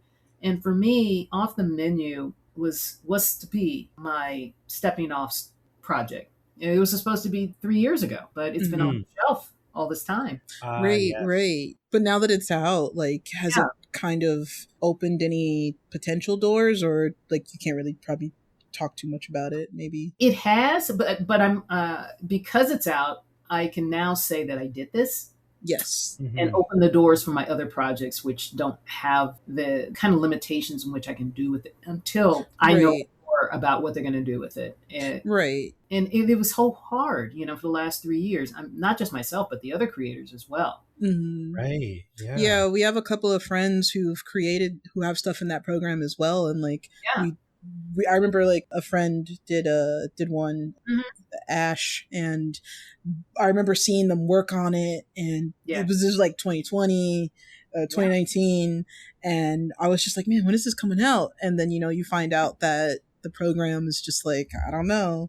So You know how hard that was? I mean, for the last 3 years, at least for me, I know some of those shorts are, it's interesting because they're airing now, but Yeah. some of those shorts weren't part of this program that they've aired. That's the one thing. So I think that they have a shorts division, a department, and then they had this program, so there's different entities. Right. So some of these I've never seen before. I think when we were talking to Tracy, she mentioned that as well. Yeah. Who did I Love You, Jocelyn? That there's just a huge backlog, and like so many shorts didn't even make it. Like there's a whole plethora that we're just never gonna see. Yeah, that's so sad because I mean those shorts. I mean these are talented individuals. All of them had. And I love the fact that they're all different. Yes. I love even more the diversity of all of it. I mean, when I think back to when I was trying to get into the original shorts program, cartoons or what cartoon. Back then, I can tell you with all honesty, there are some people that actually were talking about that time period. You had Gindi, you had Seth MacFarlane, and you had all of these people that are part of this shorts program. And I remember seeing a picture that was going around. I don't know if it's a Photoshop picture or what. And it was when Bill and Joe were still alive. And it was like it says class of whatever it is, from this period to this period. The one thing I noticed about it, whether or not those were all Photoshop pictures, is that I noticed that nobody was smiling in it. Oh, really? And it was all guys with maybe one or two minorities in it. Maybe. And I looked at that picture and I could never forget at that time. I couldn't believe, I never looked at it before in the way that I looked at it, maybe 6 months ago. And I finally got a copy of it because I said, I know it's online. I'll have to look on somebody else's timeline on one of my social media feeds. And I said, it's out there somewhere. I know it. And I know what I thought I was feeling and saw. And I just said, there's no women and nobody was smiling. And I remember when I was trying so hard at that time. I think I was at Disney, and people were leaving Disney. This is when DreamWorks came on board, and they literally had us trapped in these 3-year contracts. We couldn't go anywhere. I mean, it's a blessing to be employed and can't go anywhere, but there were other things that were going on, and I wanted to be a part of. So some people who didn't sign the contracts were able to leave and go to those early programs. And they did multiple shorts, and it was a full-time job. This was a freelance job, cartoons. At least for me. I was at Disney at the time, but I wanted to leave at Disney and go and work at Cartoon Network. I could sit in an office, I could see people, but we were still in the middle of COVID. So it wasn't possible, at least for me, it wasn't possible. And this was the first time in my life I'd ever said this out loud. And I said, I wanted to leave Disney. Wow. This is my second time I wanted to leave Disney. It can't, So I remember when they were saying, there's some people are saying about the original shorts program for not just this one and Nickelodeon. They just said that, well, at that time, trying to explain why there were no women and minorities. And they were trying to explain it. And I just didn't like it. I just said, it's a lot. They said that, well, if there were any women or minorities that had an idea to pitch, either they weren't good enough, or there weren't any women There weren't any women pitching, Doubt that for or sure. or Mm, yep, exactly. Either there weren't any women pitching, or they were just not. They didn't move to the next stage. Mm, I absolutely unequivocally know that's a lie, because I mm, was one of those women that was trying to get into that thing. I mm. tried. I asked everybody I knew. I said, blah, blah, blah. You're going over there. I'd like to know how I can be involved with it. Can I go over there? And they said, oh, sure, sure. I'll find out. Totally ghosted. Mm, Totally ghosted me. Nobody called me back. And these individuals went on to make multiple shorts. They were there for yeah. years. And all they did was make these shorts. I couldn't get in there. I couldn't get a phone call back. I said, hey, Mike, or hi, Bill. Hey, what's going on, Joe? I was just saying, hey, what's going on? Nothing, nothing, nothing. Mm. I just said, it was a little bit more than what they were actually saying to me. And I said, okay, don't give up, Shavonne. Just don't give up. Don't give up. You can do this. And here I am. I'm doing it. Yeah, now you're doing it. Yeah. So yeah. Man. So yeah, I'm happy that I can finally talk about this and hopefully inspire people, Yes. because when it comes to these kinds of cartoons, who's going to make these cartoons? I mean, I know I can't do this forever, but it's nice that I can actually put something out there that I really truly love and believe in, and would still love to make it a series. I keep my fingers crossed every day that it happens. Yeah. It just really does depend on the powers that be, and right now they are holding all the cards. Well, I am curious to know. I mean, you kind of touched on this a little bit, but just to talk about the things that are keeping you hopeful and keeping you animated and inspired for for working in the animation industry, for your own projects that you are currently working on. Like, what is it that is keeping you inspired and like, you know what, I am going to pick up a pencil today? yeah. What is keeping you animated, Siobhan? Oh boy, you sure are. I'm hoping you love everything that you're hearing. I still can do this. It's the only thing that gets me up in the morning, and it makes me feel good, and I start my day knowing that I don't have any pressure from an outside entity Mm, to get in my car, drive 25 miles into the city. When I look at this blank Cintiq, which I'm looking up right now, and I said to myself, all my stuff in this little machine over here, this is my creations are on this now. I mean, Off the Menu is like, it's been an incredible ride, and I'm glad that it's out there. I'm finally glad that. But what inspires me is just looking out there and just knowing that people are noticing me. And the ones there are some that have never heard of me, and they think I'm new. People really think that I'm new. wow. I just said, no, I've been around for a long time. Oh I'm wow. not fresh out of college or anything. No, those are long gone.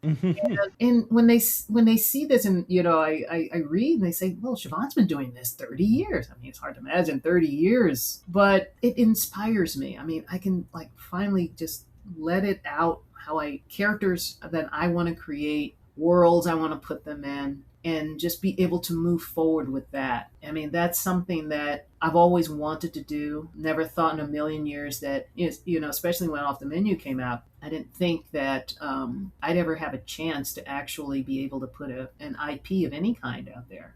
Something that came out of my head and my heart. So, like I said, I have a great support system, and everybody around me has been amazing. Good friends, family. And they always said to me, they said, we always knew you were going to do it. We always knew you were going to do it. Especially when I did the social media blitz for it. I got in contact with some of the people I went to high school with. And they said, Shavonne, because I won the award for, most artistic, when you're senior class. Yeah, the superlatives. Yeah, exactly. You got the princess, and who's going to be the most craziest, the most likely to succeed. And here I am. You had to have the male and female. So yeah, I had my competition. Male competition, and they said, and then me, and then I think I was tied with another one, but that doesn't matter. Anyway, I had the support. I had the support system of all of. I mean, high school people are saying, "Shavonne, we can't believe it! You made a cartoon. You're gonna do it!" La, la, la, la. And that brought me such joy, And just having like that support system, like I said, it's just such an overwhelming experience. I don't think I've grinned like this in years. I think. Yeah. Oh. Because I'm able to have fun and just be able to inspire and be able to continue to do this. I still enjoy doing. I mean, I said I would not stop doing this until I physically can't. And Mm. Mm. I feel like I'm just getting started. I really do.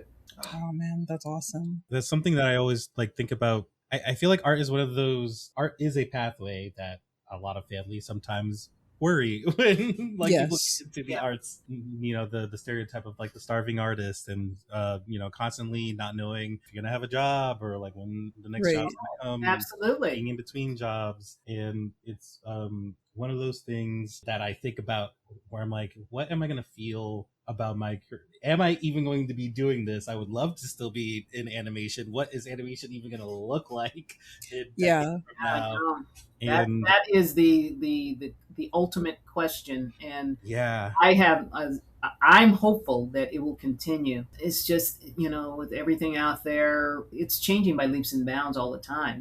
First it was mm, ink and paint, animation, everything's going digital and AI now. So you got all of these different things that are kind of in our pathway and we are powerless to stop it. So it is still a question mark, but I feel as if people will finally find it upon themselves to be, to go more independent. I yeah. feel as if that's Yeah. going to happen. You're going to see more and more independent stuff. And I mean, I don't know if you've noticing though, Siobhan, like it kind of is happening like right now. Like there's really, really crazy. If you go on YouTube, like right now, there's a very huge indie animation boom that is happening oh yeah, where Oh yeah. there's so many. I mean, Wayman and I both are doing indie animation. I have my indie series that Wayman directed on. Wayman, you have your short Pyro Pup that you're working on. nice. Mhm. So many people are going independent because, like you were saying, reboot after reboot, no green lights, and folks are just kind of, taking things into their own hands, whether they're Absolutely. trying to maybe pitch their original ideas to major studios or just make it. They're just trying to make it. Yeah, I would say go for it. I trust me. I've been trying to do this for longer than you can ever imagine because I knew deep down in my heart that this day was going to come. Mm.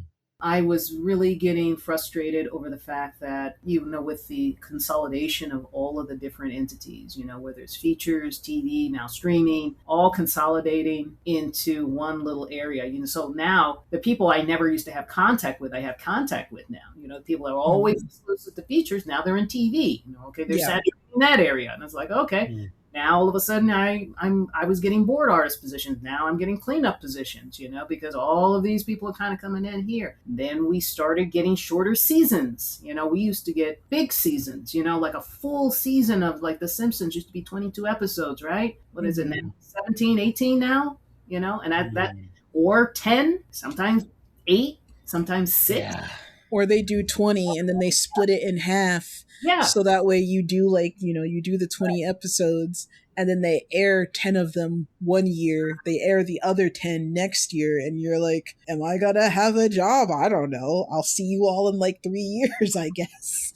Yeah, you know what? It's sad because when we used to do those fuller seasons, even like your average was pretty much 13. That was kind of your average for just about anything. If you were on like some of the legacy series like The Simpsons and, King of the Hill and all those, back in the day, Simpsons now, that was a full season of work and you were happy, I mean, employed for about a year, or so. And to see all of this happening and you see it's actually not just for animation, but for live action as well. But the problem is, I think the studios are trying to figure this out. I don't know why it's taken them this long. It's because, well, a lot of people that knew what they were doing are gone. Mm. I feel as if they're going to have a season about a family, right? Let's say a live action, and you only do 6 episodes. Okay. They forget that the individuals are getting older, And if you do episodes every, like 6, you go to 10, you only air this and that,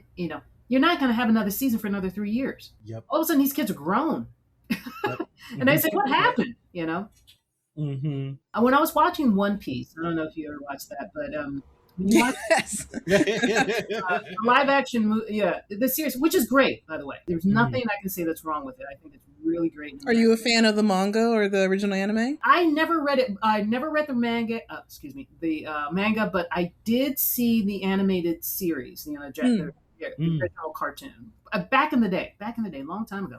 And I liked the aspect of it. There was aspects of it that I really enjoyed at that time. I didn't even think in a million years it would be back in any way, shape, or form. But when I looked at the live action version, which is good, I thought it was. I think it's still very good. That Luffy, the actor that plays Luffy, he's getting older. Yeah, he was just a teenager. And I've noticed. I said, this kid is growing up before our eyes. If they're going to just do 6 episodes, and I realize they're probably very expensive, probably done in, I think it's done in South Africa, I think. But if you're going to wait another 6 years, he's going to be like 36. Yeah. he's not going to be cute and appealing anymore, with that, I noticed his high pitched voice is gone. He's got like a deep voice. I know he's probably like 20, early 20s, but you got to remember this was like, I don't know, 3 or 4 years ago when he was like 15 or 16. He was probably like still going through puberty. I just said, no, he's a young man now. He's like, you're going to wait 6 more years? This kid's going to be like 7 feet tall and try to walk around in those shorts. And, anyway. It's kind of like Stranger Things, too. It kind of has that. Those kids just kept getting older. Yeah. And there's like, oh, yeah, these kids are still in high school. Yeah. And they're like fully in their 20s. Yeah. I mean, that's kind of always been how live action's been anyway. But still, it's just like so strange to see them age. Like usually live action's like, oh, they're playing, they're 20 years, they're in their late 20s playing high schoolers, but you're only seeing them like once in a movie. But like with Stranger Things, you're watching them age. Yeah. 20s. Back in the day, when you've heard of like the Little Rascals or Game Yes. Time. Oh, yes. The same thing was happening with them. The kids were getting older. That's the reason why they switched them out, So all of a sudden, you had like this first batch of kids, and then you had the second batch of kids. And then you had another batch of kids, and that's pretty much when it was all done. And it was in the 40s. So you see the first batch of kids, and it's like, okay, Farina's now gone.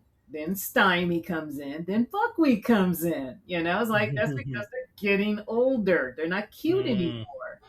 So what they do is, and that was the same thing with the Harry Potter films. You're just watching those kids age. Like all of a sudden, these kids were little bitty kids, and I realized that they're a little bit older than when they did the original film. But by the time they get in the second film, Harry's got the deepest voice now. He's already gone through. He's like, Malfoy, the kid that plays Malfoy. He's a young man. He's got a neck now. It's like, where'd that happen? When did that happen? And here they are playing teenagers, and that they're like older than that, and they don't look like teenagers anymore. So by the 3rd or 4th of those films, I said they look like they're in college. They're kids, So I think what's happening now is that, at least I feel like this is happening now, is they say, "Hey, I got this excellent idea. Why don't we do more episodes?" Duh. Yeah, right? Like, pick up some more episodes instead of just going like, 6 episodes for a season. Yeah. I mean, I understand that. I just, look, they can't do this. I mean, there's a reason why you have longer seasons, Back in the day, once upon a time, seasons used to go 20, 30 episodes, I mean, that was natural. Those were like the 50s and the 60s. It kind of goes back to the mention of when I mentioned Prestige. Like there's this the not upcoming, but like the ride cinematic of Prestige. Because they tend to be like hour longs as well. So then they're like, okay, well, since we're basically making a movie per episode, we'll just do 6 episodes. I mean, for animation, they still tend to be like 12-minute or 22 minutes. They'll be like, okay, we're doing 6, 12 minutes. But for a lot of live action, it tends to be like, hour long. I can kind of see where the heads are at with that being like shorter, but it's still like, okay, you still need time to breathe. Exactly. Yeah. That was a not to get off topic, but that was a problem I have with I love Interview with the Vampire very much. Oh wow. I haven't seen it yet. It's very good. It's very good. The new show is very good on AMC Plus. Everybody watch Interview with the Vampire. It's very good. So those first 2 seasons I feel like were really great, but this 3rd season, where it's the second book, The Vampire Lestat, it's only 7 episodes, and it feels like it needed more time to breathe, but they just sort of crammed a bunch of stuff in 7 Right. episodes. Yeah, and they're all like 45 minutes long, stuff like that. So it's like what you're talking about, Laban, like the prestige television and whatnot, and that seeps into animation a bit as well. Even though like we're not getting like 45s very often, but we're getting like this elevated like, oh, it has to be like very cinematic, high like. Like It has Arcane or Blue Samurai. yeah. Right. And Arcane and Blue Eye Samurai are very beautiful. I enjoy them. Well, Oh, I did too. I like season 1 of Arcane. Season 2 was a bunch of music videos, and it just kind of ended. Dang. Wow. I was really surprised. I actually enjoyed Arcane. I know nothing about the game, but I watched it and I just said, yeah, it's good, and the characters are interesting, and the world is interesting. I understand the post-apocalyptic, type stories, whether it's happening or not. But there's something about it that drew me in, and Blue Eyed Samurai is along the same lines, just more nakedness. I was like, okay, I don't need to see this guy walk. but it was still very good, and I'm hoping that with animation now is that we can get more stuff like that, and hopefully get it done out here. There's so many people that are talented that can do it, but we lack the resources in order to get you motivated to do it. And like I said before, we as artists, we usually suck as business people. So it's just some of those things that you're just going to have to apply yourself and just understand how to do it without going bankrupt. I mean, if you have people that know how to do this, like Aaron Blaze, what he did with Snow Bear was amazing. That was just a beautiful piece of animation. The story was simple and you can relate to it. It's a story you've seen and heard before, but it took 3 years for that. And he probably has other resources at the click of a mouse. I mean, he can get people in there to do music, and he's got background people, and and he has the resources. Not a lot of people can do that, but it got its accolades, and I love the fact that he could put something out there that can inspire people. And I think we all need to kind of follow that same lead. I mean, look at Hair Love, Matthew Cherry, no relation, by the way. He did that all with Kickstarter, and I think it's a fantastic way of going. I mean, it's just people need to know how to execute it properly and make sure that when you want to put a project together like that, anything can happen. So I'm all for it. I mean, I'm trying to venture out and do these certain things. I'm going to a lot more. And I recommend this to anybody, just go out there and get yourself informed. Go to these conventions, go to these summits, try to visit as many of these entities that'll give you access to the people and show you how to do this, and maybe get yours, to sit down and kind of walk you through the steps of trying to be more entrepreneurial in what you're doing with your work. I think it can happen. You just it takes time, and not everybody has it. Not everybody has the same resources, but it's a start. I've learned so much by going to these summits, and even licensing and marketing, just so you understand, and talking to people that have their businesses, if they've been able to get in or out of animation and still be able to do what you love to do. I say just take advantage of that. And I would say if you have good friends that'll actually sit you down there just to learn how to just say, hey, how do I do my finances? How do I open a business? How do I do this? How do I do that? I ask lots of questions. I asked my business friends. They said, do this, do that, talk to your tax person, to get you rolling on what you need to do to get things rolling, and start off very simple and work your way up. I mean, that's how I'm doing it. That's how I plan on doing it, and hopefully get, other people to get inspired and don't give up. I know it's hard. I know it's hard for everybody, but hang in there and just draw something every day. If you're like me, I always like, around my desk, I always like write notes to myself, just to keep me inspired. And I keep one by my desk, and this keeps me inspired. But, this is from the cartoonist Robert Crumb. And there's a quote, he said, subconsciously, I want to make myself immortal among men and leave my mark on the earth to compensate for social inadequacy. So so that's mine. That's what I need to do. When I sit down here, that's the first thing I see, and just said, I do this. I got to do this. I can't stay locked up in my bedroom all day. My cats are scratching at the door. But Oh. if I let her in or let them in, they're going to be all over my lap, and I won't be able to concentrate. So. But, Well, we're pretty much flying towards, or I guess, I know. We're skittering toward the end. So soon, your cats, this has been great. Your pets will jump on in. Yeah. Yeah. Fantastic. I'm hoping that I answered a lot of questions about the mistake. No, you did. Absolutely. Truly dropping gems and inspiration, and I'm feeling inspired. I mean, just Bree and I have been it's exactly what you said, like the being artists for so long, doing the flip to, okay, if I want to continue doing art, I also have to be better at business. And right. We're learning. So because you can lose your shirt doing this. I know.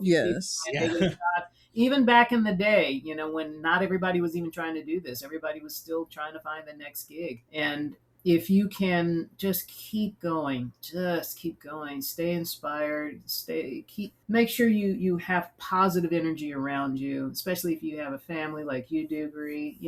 I just said to myself, like I said, the support system is major. It's the only thing that's keeping me out of the abyss, I like to call it. There's a lot to be jaded in this business about, no question about it. But it's just, you can't stay there forever. Right.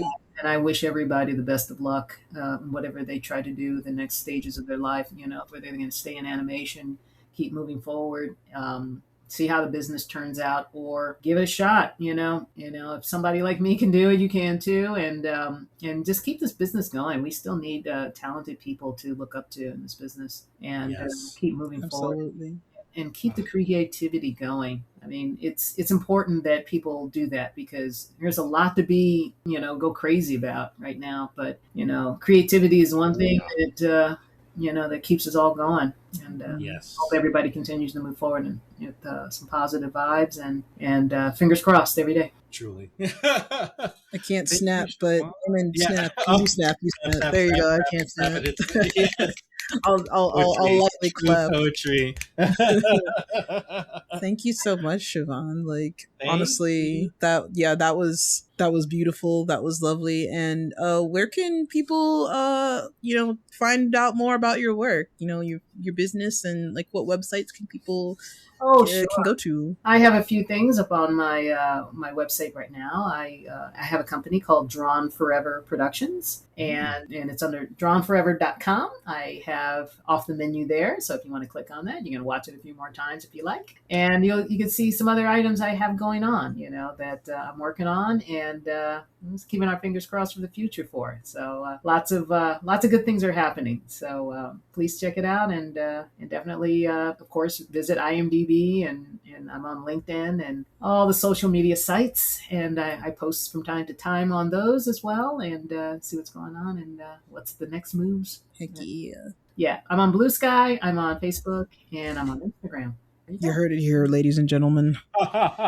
Everybody give it up for Shavonne. Give it up for Shavonne.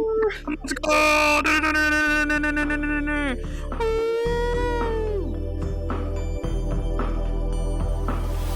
Thanks for listening to the podcast. Be sure to follow us on Instagram and Blue Sky at Keeping You Animated. And listen for more episodes by going to keepingyouanimated.podbean.com, on Spotify, or Apple Podcasts. The views and opinions expressed on this podcast are of the respective individual and do not reflect the views of our employers. Thanks, guys. Until next time.